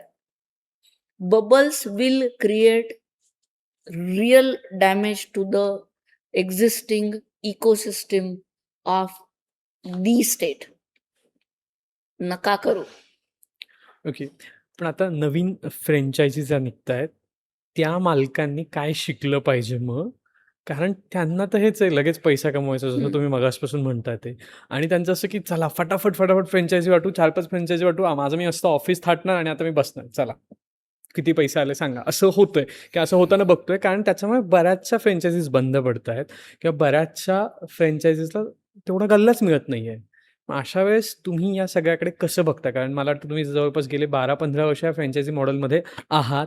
बऱ्यापैकी ते सक्सेसफुल रन होतंय. कोविडच्या नंतरही तुम्ही खूप मोठे फ्रँचायझीज ओपन केलेले दिसतायत. मग हे सगळं कसं आहे आणि नवीन लोकांनी याच्यातून काय घेतलं पाहिजे? बघ, जेव्हा तुम्ही तुमचा बिझनेस फ्रँचाईज मॉडेलवर नेता ना, तेव्हा त्याची सस्टेनेबिलिटी महत्वाची आहे, हं. ना की short term gains. Sustainability of the brand is highest priority in any business is what I should tell to every and each franchise owner or franchisee business owners. हं. ज्यांना फ्रँचायझी करायची आहेत त्यांनी ह्या गोष्टींकडे नीट लक्ष द्या. ब्रँडला हात लागला नाही पाहिजे, त्याच्या व्हॅल्यू सिस्टीमला हात नाही लागला पाहिजे आणि त्याची सस्टेनेबिलिटी तशीच्या तशी कायम राहिली पाहिजे. हं. हे 3 मुद्दे ज्याला समजले त्यांनी फ्रँचायझी नीट दिल्यात. नाही तर तो 4 वर्षांमध्ये बंद गणला. होतंय. करेक्ट. तो गणला, त्यांनी पूर्ण इकोसिस्टीम हलवली. या 4 गोष्टी आम्ही लोक खूप तत्समपणे, मी इथे फोको बेस मॉडेल चालवते, franchise on company operated. Unfortunately Maharashtra स्टेटमध्ये प्रत्येकाला आता बिझनेस ओनर व्हायचा आहे. करेक्ट. आला गेला नाही न तू कैरा, सगळ्यांना आपले ठेले उभे करायचे आहेत. होतंय कुठेतरी असं. कन्झ्युमर उरलाच नाहीये, प्रत्येक जण बिझनेस ओनर होतोय. त्याच्यामुळे प्रॉब्लेम्स व्हायला सुरुवात झालेली आहे. एथिकल प्रॉब्लेम्स म्हणजे एथिकली बिझनेस करणं हाच प्रॉब्लेम झालेला आहे आता. ओके. म्हणजे तुम्ही मूर्ख जर तुम्ही एथिकली बिझनेस हां, करताय. बरेच असं पण होतंय. हो. करेक्ट. आई तुझ्या हाताला चव आहे, चल थालीपीठं विकू, हो. असं होतं ना. टाकला तेला, लावलं थालीपीठाचं ते, लावला गॅस, अरे काय गर्दी, तिला मार नऊवार घातलं. हे होऊन राहिलं आहे. हां, होतंय. बऱ्यापैकी होतंय. जस्ट बिकॉज जयंती कठाळेंनी 2009 पासून नऊवार घालायला सुरुवात केली. मी माझ्या पॉडकास्टमध्ये सांगितलं की मी नऊवार घालून महाराष्ट्रीयन फूड विकते. विका की, नऊवार घालूनच विका, प्रॉब्लेम नाही आहे. पण त्या बघ, जेव्हा एखादं सेंटर बंद होतं ना ऋषिकेश, हं. तेव्हा प्रॉफिट, लॉस, ॲसेट्स, तिथले एम्प्लॉयमेंट याच्यामधला लॉस आहेच. सगळ्यात मोठा लॉस काय आहे माहिती आहे? हं. ज्या स्त्रीच्या नावावर तुम्ही ते सेंटर उभं केलेलं आहे, ज्या स्त्रीनी तिथे तन मन धन सगळं दिलं, त्या स्त्रीमधली आंतरप्रेन्युअरशिप मेली. करेक्ट. ती परत उभ्या आयुष्यात कोणीही म्हटलं तरी ती उभी राहणार नाही. ती म्हणेल माझं नशीबच फुटकं आहे, माझ्यामुळे लॉसेस होतात, माझ्या पोराने खूप लई केलं ग, पण माझ्याच्यानीच नाही झालं. सगळं बाळण ती स्वतःवर घेईल. ती आयुष्यभर स्वतःला कोसत राहते. ती परत बिझनेसमध्ये उतरत नाही. हा माझ्यासाठी सगळ्यात मोठा लॉस आहे. येतंय लक्षात. इक्वॅलिटी डझंट मीन की आम्ही 200 पाऊंड छात्या उघड्या करून तुमच्या समोर उभे राहू. Equality means cerebral opportunities correct. In the system. ती कधी मिळणार आहे? तिच्या इमोशन्सचा विचार कोण करतंय? घंटा कोणी नाही करत आहे. तुझ्या हातचे थालीपीठ चांगले आहेत, लावला गॅस, टाकले थालीपीठ. 3-4 महिने ती बिचारी राब राबते, घरही सांभाळते, दाजी घरी जेवायला बसलेले आहेत त्यांचंही पाहून राहिली, लेकरू चाललाय, नातू चाललाय, ती आपली तिथे नवार घालून मार नथ घालून तिथे उभी आहेत नाहीत करून राहिली, ऊन पडतंय, पोरगा आपलं रीलवर रील बनवून राहिलाय. 4 महिन्यात ती आजारी पडते. ते छोटासा तिचं स्वप्न असं गुंडाळलं जातं, पॅक करून वापस नेलं जातं. ती परत त्याच चुलीजवळ जाऊन बसलेली असते, ओके. परत न उठण्यासाठी. नका करू असं. पण मी FDA ला रिक्वेस्ट करते आहे, नगर रचनाकारांसोबत बसा. कुठे रेस्टॉरंट्स हवे आहेत, कुठे रेस्टॉरंट्स चालू नाही करू शकत, फुटपाथ चालण्यासाठी आहेत, ठेल्यांसाठी नाही. रस्ते गाड्यांसाठी आहेत, पादचालकांसाठी नाही. सायकलिंगचे लेन मॅनेजमेंट, बिल्डिंगच्या बाजूला जर सलून्स अवेलेबल आहेत बिल्डिंगमध्ये तर त्याच्या बाजूला फूड इटरीज नको. मेकॅनिकचं दुकान आहे त्याच्याच बाजूला तुम्ही ते वचाबच तळून राहिले. ते चालले की आयन पार्टिकल त्याच्यात अननोइंगली सगळी धूळ चालली. अरे भारत से आए हमारा इम्युनिटी घंटा आतमध्ये किती कोरल्या जातोय काहीही कळत नाहीये. आज जिवंत आहे, उद्याला राहशील की नाही माहिती नाही. याचे 2-3 प्रश्न येतात ना, की मला ते आवडतंय म्हणून मी खातोय, मला काही होत नाहीये. हा एका कस्टमरचा असतो, की मला हे माझ्या पाकिटाला परवडतंय. हा एक मुद्दा आला. दुसरा मुद्दा याचा बरेचसे लोक असे म्हणतील, आम्ही बायका, तुम्ही आता हे सगळं करताय ग्लोबलाइज ठीक आहे. पण मी पण मुंबईमध्ये राहून आता जवळपास 15-20 वर्ष झाली विकतीय वडापाव आणि करतीये चांगलं. मग त्याच्यात आमचा कुठे किंवा मग मला हे करायला लागत होतं. माझी काळाची गरज होती म्हणून मी उदरनिर्वाहासाठी हे सगळं केलंय. बरोबर, मग त्याच्यात तुम्ही हे सगळं का आणताय आत्ता? असा लोकांचा प्रश्न असतो. करेक्ट. हा नाही यू कंटिन्यू. ओके. आणि सगळ्यात महत्त्वाचं तिसरं असं आहे, की प्रत्येकाला असं वाटतं ना, की मला पैसे कमवायचे आहेत. मग ते या किंवा त्या मार्गाने आणि त्याला असं असतं, की नाही बॉस मी देतोय ते माझं छान देतोय मी माझ्यासाठी. मग ते समोरच्याला कसं घ्यायचं तो वेगळ्या पद्धतीने घेतोय. छान देणं आणि एथिकली छान राहणं याच्यामध्ये सस्टेनेबिलिटी हा वर्ड येतो. करेक्ट. ओके. ओके. जी मावशी ठेला बांधून साबुदाणा वडा किंवा वडापाव विकते, हं. ओके, तिला या FDAच्या रेग्युलेशन्स मधला एक तरी रेग्युलेशन त्या बाईला माहिती आहे कसा? नसावा बहुतेक. नसेल. हॉकर लायसन्स नावाचा एक प्रकार असतो, तो तिला माहिती नाहीये. मी काय म्हणते, मी PB चाय कॅफे चालू केलेत, हां. ओके. मी वर्ल्ड रेकॉर्डला समोर जाते की बा आम्ही सगळ्या बायका मिळून वर्ल्ड रेकॉर्ड करू या PB चाय कॅफेचे. हे हॉकर लायसन्सवर चालणारे सेंटर्स आहेत. हं. त्या मावशीनीनं किती नजरा वडापावपेक्षा तिच्या सुटलेल्या पदराकडे गेलेल्या पाहिल्या असतील, हे तिला माहिती आहे. ओके. PB चाय कॅफेमध्ये आम्ही तिला बरोबर युनिफॉर्म देतोय. या सगळ्या हॉकर लायसन्स सोबत तिला उभं करतोय. मी त्या सर्व मावशांना, त्या सर्व तायांना, त्या सर्व काकवांना ज्यांनी हे असे ठेले लावून स्वतःचे उदरनिर्वाह केलेत, I am ready to stand with them. Standard प्रॅक्टिसनी, FDAच्या रेग्युलेशन्सनी हे सेंटर्स चालू करा. मी तुमच्यासोबत उभी आहे, कारण मला हे सगळं माहिती आहे. मी PB चाय कॅफेच्या अंडर आपलेच महाराष्ट्रीयन पदार्थ तुमच्याच पद्धतीने, तुमच्याच रेसिपीनी तुम्हीच चालवा, तुम्हीच तिथे उभा राहणार आहे, तुम्हीच गल्ला सांभाळणार आहे. मी फक्त तुम्हाला ते त्या स्टँडर्ड SOPनी चालू करून देते. आता याचा लोकांचा प्रश्न असतो ना, की मग फक्त तुमच्यासाठी त्याला पैसे का द्यायचे आम्ही? कारण आधीच आम्ही जर कमी गल्ला कमवतोय, त्यातला आम्ही काय आम्हाला इन्व्हेस्ट नको करायचं देऊ आहे? राजा, आम्ही पैसे नाही मागत आहे. त्या सेटअपला लागणारा एक खर्च आहे. हं, हं. तुला एखादा ठेला उभा करायला 50,000 रुपये लागतात आहे. बरोबर. बरोबर.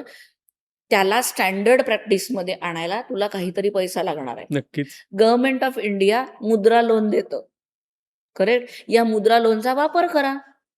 या स्टँडर्ड प्रॅक्टिसनी हे केऑस्क हं. की जिथे तुला प्रॉपर ऍक्च्युली बाथरूम्स अवेलेबल आहेत या केऑस्कमध्ये. ओके. त्या स्त्रीला मला सांग 4 दिवसाच्या पिरियड्समध्ये ती स्त्री ठेल्यावर जेव्हा उभी असते ना, तिला पॅड चेंज करायला सुद्धा जागा नाहीये. नाहीये किंवा तेवढं लक्षही आणि ही नसतं रियालिटी तिचं. आहे. आहे म्हणजे हे. मी या सगळ्या प्रॉब्लेम्सवर सोल्युशन घेऊन येऊन राहिलेली आहे. मी म्हणते की अगं करा ना, मी पण तुमच्याच सोबत तुमच्यातनच उभी राहिलेली आहे. फक्त माझ्याजवळ त्याचं नॉलेज आहे, उपयोग करा. Correct. Let's stand with Tukaram sir. He is also doing something really great. हो, नक्कीच. Help them to know that we are there. Hawkers licence घ्या. ज्या सिटीजमध्ये हॉकर लायसन्स अलाउड नाही आहे तिथे गाळ्यांचं लायसन्स घ्या. आम्ही तिथे तुम्हाला सेटअप करून देतो. पण पैसा तर लागणार आहे ना राजा, तेवढा तर पैसा लागेल ना. मला साडी घ्यायची तर पैसे घ्यावे लागतील ना, येते लक्षात. नक्कीच. तेवढे द्या तर त्याच्यामध्ये उभ्या राहा. जर तेवढे पैसे नसतील तर जिनी उभं केलंय तिच्यासोबत उभ्या राहा ॲज अ एम्प्लॉई म्हणून, कमवा. येते इट इज लक्षात. ओके. नक्कीच. आहे ना हे पॉसिबल. हां, पण म्हणजे काही रूल्स फॉलो करून जर आपण गोष्टी केल्या, तर निदान आपल्या पुढच्या जनरेशनच्या भविष्याशी आपण खेळणार नाही आहोत. ऑब्व्हियसली कारण आपण जर मोदक वाचवला नाही तर त्याचा मोमो होईल. किंवा तो झाला, पण त्या मोमोमध्ये पण तुम्ही जे पदार्थ घालताय, जे खाताय, ते तुमचीच मुलं पण खातायत आणि उद्या तुम्हालाच हॉस्पिटलचे किंवा नको त्या गोष्टींचे बिल पे करायचे. त्याच्यासाठी काय करणार आहात तुम्ही? क्या एक्झॅक्टली. क्या ते ते ते दुसऱ्याला मारून स्वतःला जिवंत ठेवणारे लोक मनुष्य प्राण्यामध्ये येत नाहीत. नक्कीच. त्यांना काय म्हणायचंय, डॉट डॉट डॉट डॉट ते म्हणा. नक्कीच. पण बऱ्याचदा असं बघितलं जातं, की एक महिला ज्यावेळेस व्यवसायात असते ना, तिला आपण खूप असं गाजावाजा करतो. एक गोष्ट म्हणजे आता सोशल मीडियाने पण झालाय, सगळ्यांनी झालाय. पण अशा कितीतरी महिला ज्यांनी केल्यात किंवा जसं तुम्ही बऱ्याचदा सांगता, मी आजीकडून, आईकडून प्रेरणा घेऊन या गोष्टी सगळ्या केल्यात. मग खरं तर महिलेने उभं राहणं किती महत्त्वाचं असतं एका घरासाठी, एका व्यवसायासाठी किंवा काही लोकं फक्त तिच्या खांद्यावरून बंदूक चालवतात सुद्धा. मग अशा वेळेस कसं दोन्ही गोष्टी बघितल्या गेल्या पाहिजेत किंवा दोन्ही गोष्टी तिने स्वतःचा स्टँड कसा वेगळा केला पाहिजे? अम, माझं याच्यावरचं ना एक काय नाव आहे त्यांचं, Nicholas Gardner some name, sorry okay. Name may be नाही लक्षात. पण त्यांच्या पुस्तकामध्ये त्यांनी भारताच्या बद्दल हे लिहिलं हं. की इथली संस्कृती खूप सुंदर आहे, इथलं ट्रेडिशन खूप छान आहे. दिस कंट्री इज कलरफुल कंट्री. नक्कीच. पण इथे ना स्त्री ऍक्सेप्ट केली जाते जर ती सक्सेसफुल नाहीये. होतंय बऱ्यापैकी असं बघतोय जर आपण. स्त्री सक्सेसफुल आहे तर ती ऍक्सेप्टेबलच नाहीये. कोणाच्याच व्यक्तिरेखेमध्ये एखादी सक्सेसफुल स्त्री ऍक्सेप्टेबल नाहीये. आत्ता सध्या इंदिरा नोईन ज्या आहेत, हं. सीईओ, माजी सीईओ ऑफ पेप्सी, करेक्ट. त्यांचं एक वाक्य किती व्हायरल झालंय. म्हणजे त्यांनी म्हटलं की मी जर भारतात असती तर मी सीईओ होऊ शकली नसती. बरोबर. मी अमेरिकेत आहे म्हणून मी सीईओ होऊ शकली, म्हणून मी इतकी फेमस होऊ शकली, कारण माझ्या जेंडरपेक्षा माझ्या टॅलेंटला जास्त महत्व आहे या देशामध्ये. जेव्हा भारत जेंडरपेक्षा टॅलेंटला महत्व देईल तेव्हा तुम्ही ब्रँड बिल्ड कराल, तेव्हा तुम्ही ॲक्सेप्टन्स लेवलवर जाल, तेव्हा तुम्ही त्या स्त्रीचं सामर्थ्य समजून घेऊ शकाल. कारण एक स्त्री शिकली तर अख्खं घर शिकतं. जर एक स्त्री बिझनेसमध्ये उतरली तर अख्खं घर त्याच्यावर ॲब्सोल्युटली डिपेंड राहून स्वतःचं फ्लरिश होऊ शकत असतं. Financial strength of a woman is not her strength, it's the full house strength. पण मग तोच सगळ्यात महत्त्वाचा मुद्दा आहे, की बऱ्याचदा आपण असं बघतो, की महिला पैसे कमवून सुद्धा ते दुसऱ्याच्या हातात देतात किंवा ते पैसे कमवतायत, पण त्याला त्यांचं मूल्यच कळत नाही असं जाणवतं. मग अशा महिलांसाठी काय सांगाल तुम्ही? असं असतं का रे? मला सांग, पैशाचा देव कोण आहे? करतं. लक्ष्मी. ती स्त्री आहे ना. म्हणजे तिला पैशाचं मॅनेजमेंट जमतंय ना. जमतंय. म्हणजे ती पैसे नीट हँडल करू शकते. ती पैसे कोणाला तरी देते आहे, तिने कमवलेले, याचा अर्थ ती ते बरोबर मॅनेज करते. ओके. तिला माहितीये की मला तुला किती, लेकराला किती पैसे द्यायचे आहेत, किती नवऱ्याच्या हातात ठेवायचे आहेत, किती कणकीच्या डब्यात लपवून ठेवायचे आहेत. येतं लक्षात. करेक्ट. लक्ष्मी जर त्याची देवता आहे, ती स्त्री आहे, तर हे वाक्यच मुळात ग्रॅमॅटिकली चूक आहे की तिला पैशांचं फायनान्शियल मॅनेजमेंट नाही येत. ओके. एखादी स्त्री जेव्हा न शिकलेली स्त्री सुद्धा हं. फायनान्शियल मॅनेजमेंट इतकं सुंदर करत असते घराचं. नाही ते आहेच. म्हणजे बघतो आपण बऱ्यापैकी. तिला माहितीये की मला किराणा एवढाच आणायचा आहे, एवढ्याच पैशातला आणायचा आहे, हा महिनाभर पुरला पाहिजे. तर तिचं ना ते 4तलं 1 काढ, 5तलं 1 काढ, 6तलं 1 काढ, हे चालू होऊन जातं. करेक्ट. समजा अर्धा किलो तिला कणिक लागणार असेल ना, तर त्यातला 100 ग्राम ती दुसऱ्या डब्यात टाकून देते रोज. 30 दिवस रोज 100 ग्राम काढ. किती झालं? 30 या अगं अरे 30 दिवस दिवस 100 ग्राम रोज बाहेर काढलं. किती झालं महिन्याच्या शेवटी? 3000 म्हणजे किती झालं? 3000 ग्राम म्हणजे 3 किलो 3 किलो कणिक तिची तिने वाचवली करेक्ट. जस्ट बाय रिमुव्हिंग 100 ग्राम. अरे ती फायनान्शियल मॅनेजमेंट असं तुफान करते. म्हणून आपल्या वित्तमंत्री स्त्री आहे. लोकांना ते पण फायनान्शियल पटत मॅनेजमेंट नाही. नीट जमतंय आम्हाला. आम्ही बरोबर सेग्रिगेट करतोय. आम्हाला ना तुम्ही मूर्ख नका समजू please. We are much better than the remaining genders. Okay. पण मग बऱ्याच असं होतं ना, तर तुम्ही म्हणालात जमतंय सगळं मान्य आहे. पण मग बऱ्याचदा आपण असं बघतो ना, की जसं मी मगाशी म्हणालो, की तिच्या खांद्यावरून बंधून चालवलं जाते किंवा तुम्ही पण मगाशी म्हणाल, की "तू थालीपीठ छान करते, चल आपण ठेला उभा करू." पण राबणारी तीच असते ना, मग तिथे का चुका होतायत? किंवा कारण ती ती इमोशनली तुझ्यासोबत कनेक्टेड आहे. तोच तिचा सगळ्यात मोठा ड्रॉबॅक आहे. तिची नाळ जुळली आहे तुझ्यासोबत. ती नाळ तुटलेलीच नसते तिच्या आयुष्यात. ती तोडतच नाही ती. मायबापांना नका रे विसरू. ती नाळ नाही तोडणार. तोच सगळ्यात मोठा प्रॉब्लेम झालाय तिच्यासाठी. आणि तो या आविर्भावात आहे, की माझ्यामुळे सगळं होतंय. आणि आता तो जुगाड करायला लागलेला आहे. येतंय लक्षात. तसं नाही करायला पाहिजे. जुगाड करणं बंद करा. I am requesting all young generation. Jugaad करून तुम्हाला कधीही सफलता मिळणार नाही आहे. तुम्हाला फक्त त्या वेड्यामध्ये तुम्ही फिरत राहाल. तुम्ही कधीही पैसा नाही कमवू शकणार. करेक्ट.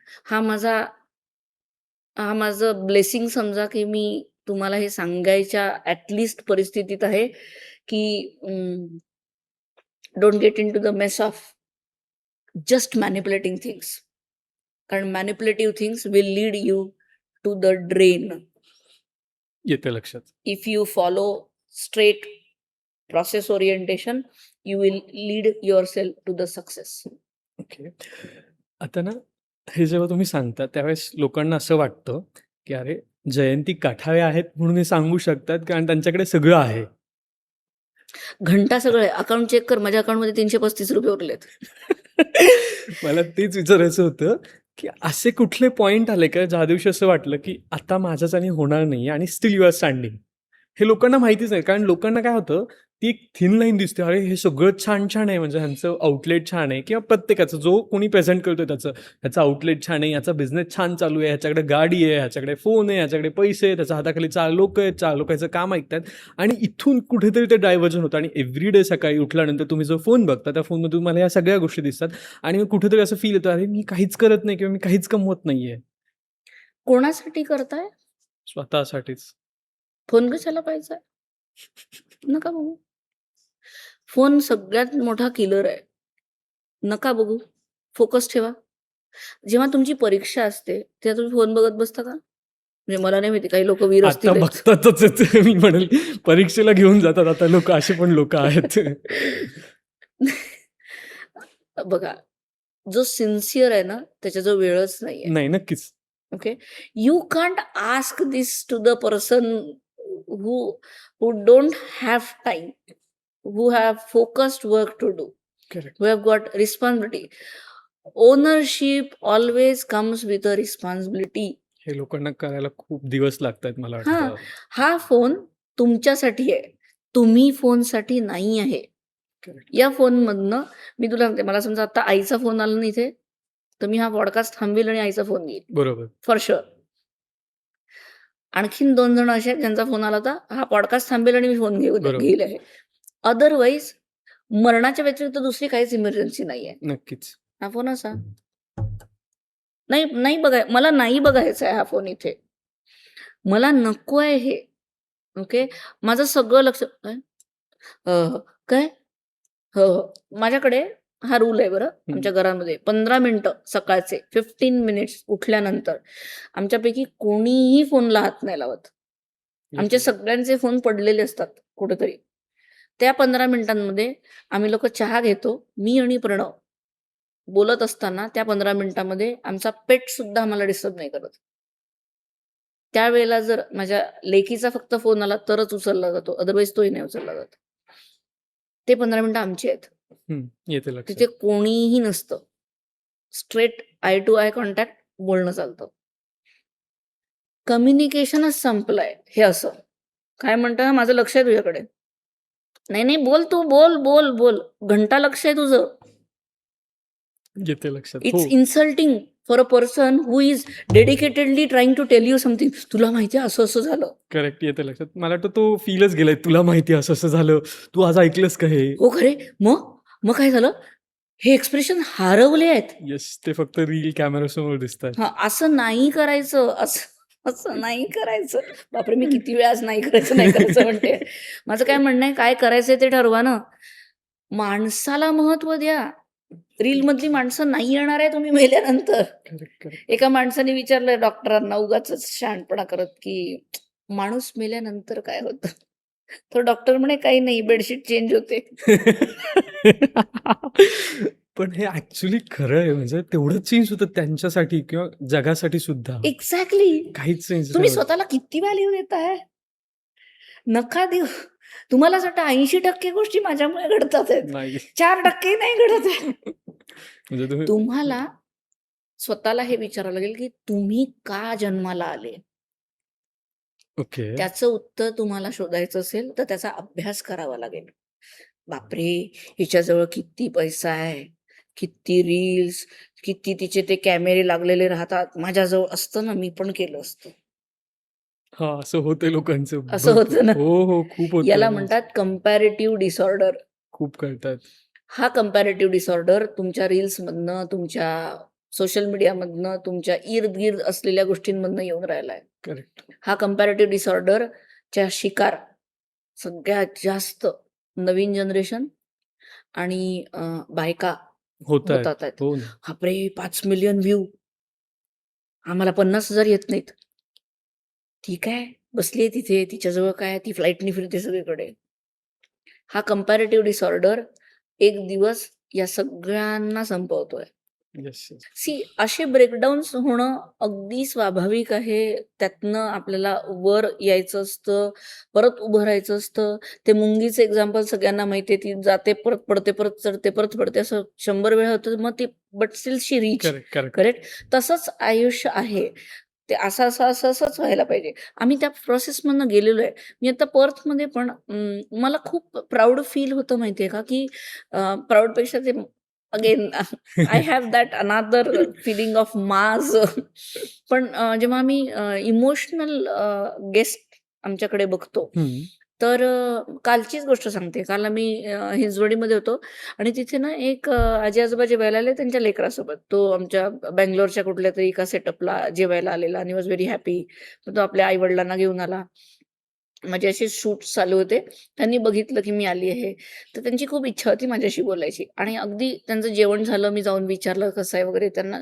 ते म्हणे, "अगं इतकं घरच्यासारखं आहे, इतकं बरं वाटतंय, इतकं खरंच गं." कधी-कधी ना आपल्या हातापेक्षा ना असं कोणीतरी आपल्याला खाऊ घातलेलं बरं वाटतं आणि इथे आल्यानंतर ना असं घरी आल्यासारखं वाटतं. हे आशीर्वाद आहेत आमच्यासाठी. ओके. नक्कीच. मग ती जाताना त्या आजी काय म्हणाल्या मला, मला म्हणे, "का गं तुम्ही आषाढीला जरा उपासाचे पदार्थ देणार?" किती साधा प्रश्न आहे ना हा. म्हणजे नक्कीच. सो इनोसंट, की त्या बाईला माहिती नाही की आमचे ॲडव्हर्टाइजमेंट चालू झालेले आहेत. आम्ही साबुदाणा खिचडी देतो आहे. आषाढीला आम्ही माऊली, रामकृष्ण हरी, ते तुमचे माझा विठ्ठल वगैरे सगळ्या तिला काही घेणं-देणं नव्हतं. तिचा मोबाईल इतका बेसिक होता, की ज्याच्यावरनं ती फक्त आपल्या मुलाला व्हिडिओ कॉल करू शकते एवढंच. ना तिचं Instagram अकाउंट, ना तिचं Facebook अकाउंट, WhatsApp शिवाय तिला दुसरं येत नाही. तिथे ती असं हळू टाइप करते. ती मला म्हणे, "तुमच्याकडे ते आषाढीचं जरा साबुदाणा खिचडी आहे का गं? यंदा जरा ना मला जमणार नाही. तर मी विचार करते इथेच आम्ही दोघं जण येऊन जेवून जाऊ." तर म्हटलं, "काकू नक्की या. सगळंच अवेलेबल आहे. तुम्ही अगदी, अगदी सेंधा नमक म्हणजे आपण जे म्हणतो हं. त्याच्यामध्ये आम्ही सगळं बनवतोय. तर तुम्ही नक्की." "हो का गं? बापरे! एवढा विचार करते गं पोरी." हे आशीर्वाद नाही आहेत का? माझ्या डोळ्यात इतकं रपकन पाणी आलं त्या दिवशी. मी अशी एकदम हळहळली, की किती किती आशीर्वाद घेऊ मी? बापरे! मी खरंच, खरंच धन्यवाद देवा, की मला या क्षेत्रात टाकलंस तू. हे गेन्स आहेत तुमचे, हे अचीवमेंट आहे तुमचे, हे कितीतरी अवॉर्ड्सपेक्षा मोठे आहेत तुम्हाला. नक्कीच. मला वाटतं तुम्ही या कॉम्प्लिमेंटकडे बघितलं गेलं पाहिजे. उलटं होतं आपलं. आपण फक्त माझ्याकडे हे नाही, ते नाही, ते नाही, ते नाही ह्याच्याकडे बघतो आणि अरे काहीतरी मिळतंय आपल्याला हां, त्याच्यातून पण माझा मला गल्ला काहीतरी या भरतोय आणि व्यक्तीकडनं बाकीच्या रिव्ह्यू गोष्टी नकोय. मला या व्यक्तीकडनं Googleवर रिव्ह्यू असं वगैरे मला म्हणायची हिंमत सुद्धा नाही झाली, माझ्या डोक्यात सुद्धा नाही आलं, करेक्ट येतंय लक्षात. की काकू प्लीज तुम्ही तिथे जेवढे लोक उभे होते ते आणि मी, आम्हाला पुरे झाला हा रिव्ह्यू, करेक्ट येतंय लक्षात. कारण ते कौतुक आहे. करेक्ट. पण आता ज्यावेळेस तुम्ही हे पी-बी कॅफे किंवा वुमन एंटरप्रेन्योर त्याच्यानंतर महिला सबलीकरण, महिला सक्षमीकरण हे सगळं करताना पण असं कुठे जाणवतं का, की कधी-कधी महिलाच मागे खेचतात तुम्हाला किंवा कधी-कधी असं होतं, की आपण ते सगळं कशासाठी करतोय हा मोठा प्रश्न उभा राहतो कारण लोकं साथ देत नाहीयेत.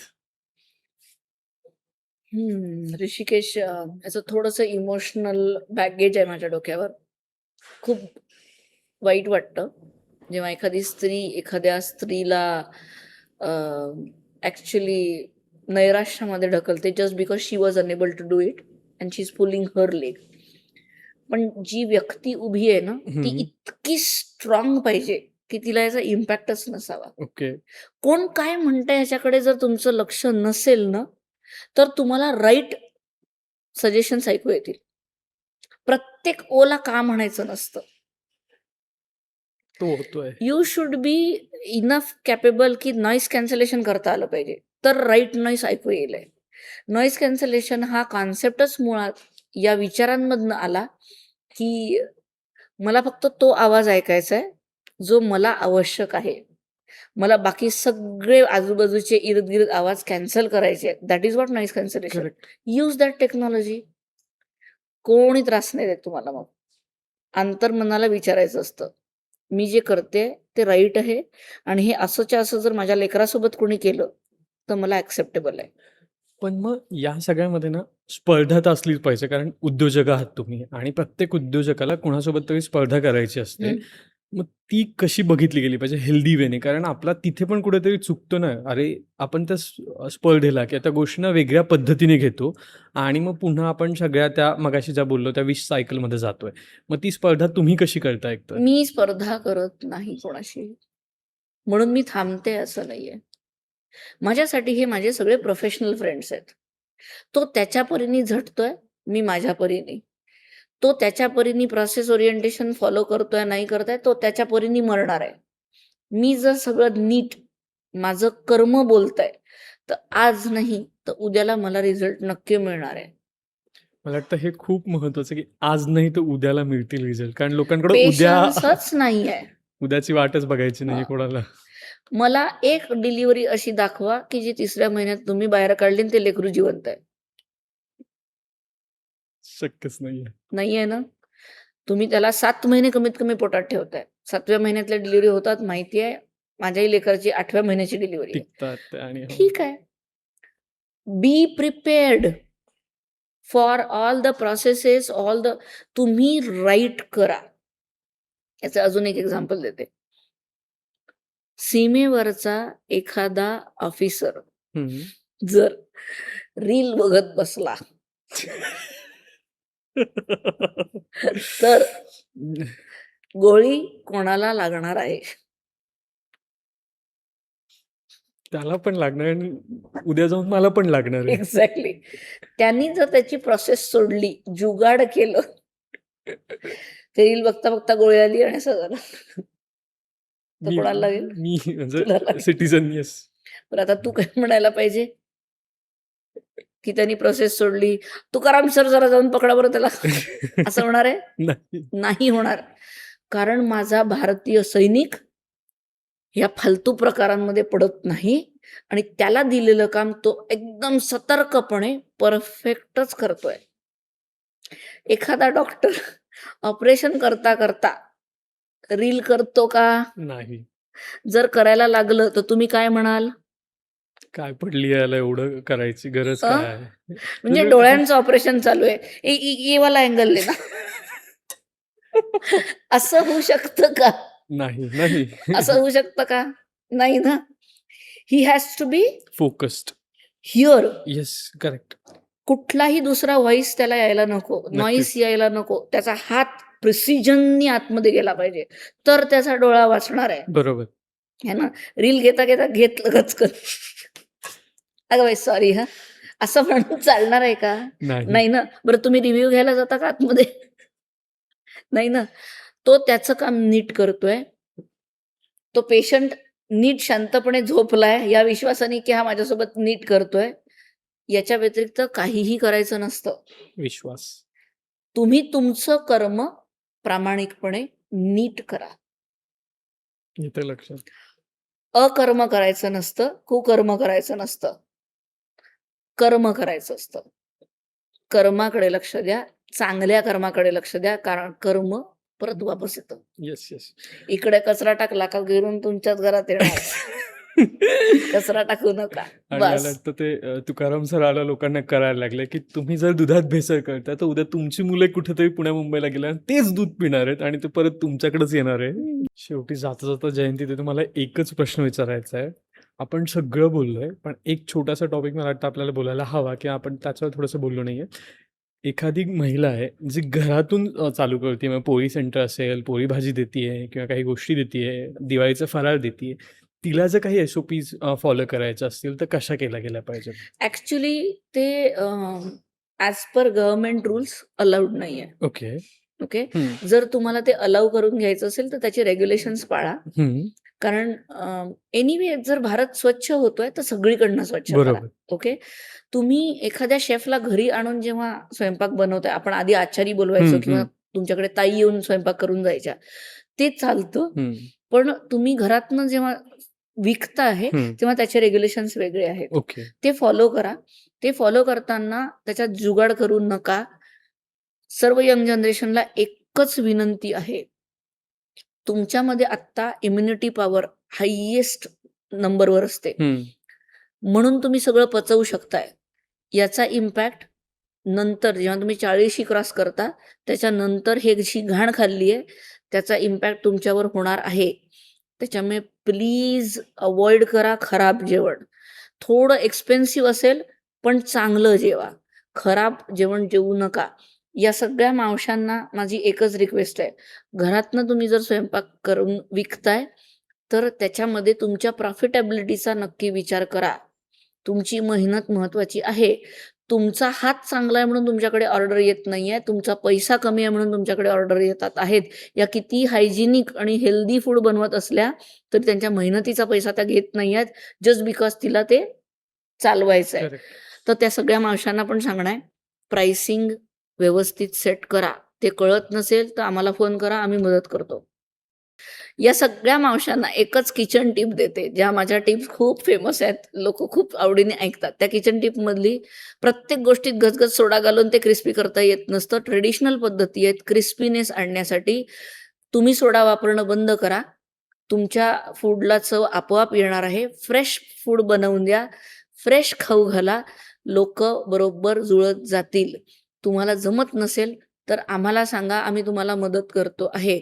पण तुम्ही जर म्हणाल, की तुम्हाला 50,000 मध्ये सगळं करून पाहिजे, तर ते होणे नाही. ते माझ्याच्याने होणे नाही. मी एक प्रॉपर सेटअप करून देते आहे. मी तुझ्यासोबत उभी आहे. मी ब्रँड घेऊन उभी आहे आणि मी तुला मदत करणार आहे. मला भारत देशामध्ये आणि भारताच्या बाहेर महाराष्ट्रीयन फूडला वर्ल्ड प्लेटवर न्यायचं आहे. वर्ल्ड रेकॉर्ड करायचं आहे. प्लीज, प्लीज सोबत उभ्या राहा. खूप खूप असे. धन्यवाद जयंतीताई, तुम्ही इथे आलात आणि बऱ्याचशा गोष्टी पुन्हा एकदा आम्हाला रिकॉल करून सांगितल्यात. कारण बऱ्याच असं होतं ना, फूड, FDA आणि हे सगळं ऐकल्यानंतर असं एक या इंडस्ट्रीवरचा विश्वास उडतो, की असं वाटतं की तुटपुंजा पैशासाठी ही लोकं आपल्या पोटाशी खेळायला लागतात. पण नक्कीच तुमची पण एक बाजू आहे आणि ॲज अ कस्टमर म्हणून आमची पण एक बाजू आहे. हां. जर दोघांनी ती सांभाळली तर मी इथे नक्कीच. एक ॲड करेल हां. प्लीज. म्हणजे बिफोर यू क्लोज, ओके.